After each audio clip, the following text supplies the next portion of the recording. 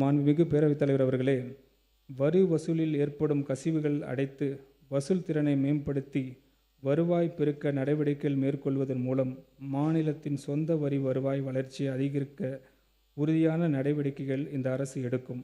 மாநிலத்துக்கு ஒன்றிய அரசிடமிருந்து பெற வேண்டிய உதவி மானியத்தை உரிய அளவில் பெற நமது அரசு முயற்சி செய்யும். இந்நடவடிக்கைகள் மூலம் வரும் ஆண்டுகளில் வருவாய் மற்றும் நிதி பற்றாக்குறை குறையும் என எதிர்பார்க்கப்படுகிறது. இதன் விளைவாக மூலதன செலவினம் அதிகரித்து விரும்பத்தக்க வளர்ச்சி எட்டப்படும். தனது நிதி ஆரோக்கியத்தை மீட்டெடுத்த தேவையான பொருளாதார வலிமையும் ஆழமான நிறுவன கட்டமைப்பையும் மனித வளத்தையும் தமிழ்நாடு பெற்றுள்ளது.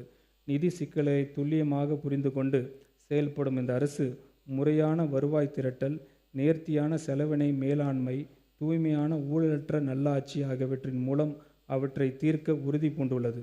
இந்த திருத்த வரவு செலவு திட்டத்தை தயாரிப்பதற்கு கடுமையாக உழைத்த நிதித்துறையின் கூடுதல் தலைமைச் செயலாளர் திரு மு.ஆ.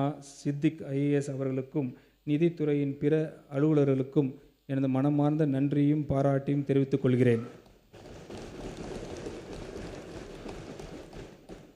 இந்த திருத்த வரவு செலவு திட்டத்தை வடிவமைப்பதில் தமது விலைமதிப்பற்ற வழிகாட்டுதலையும் ஆலோசனைகளையும் வழங்கிய நமது மாண்புமிகு முதலமைச்சர் அவர்களுக்கும் எனது மனமார்ந்த நன்றியை மீண்டும் தெரிவித்துக் கொள்கிறேன். மாண்புமிகு பேரவைத் தலைவர் அவர்களே, 2026ஆம் ஆண்டுக்கான திருத்த வரவு செலவு திட்டத்திற்கு இந்த அவையின் அப்ரூவலை பெற்றுத்தருமாறு தங்களை நான் கேட்டுக்கொள்கிறேன். வாழ்க தமிழ், வெல்க தமிழ்நாடு.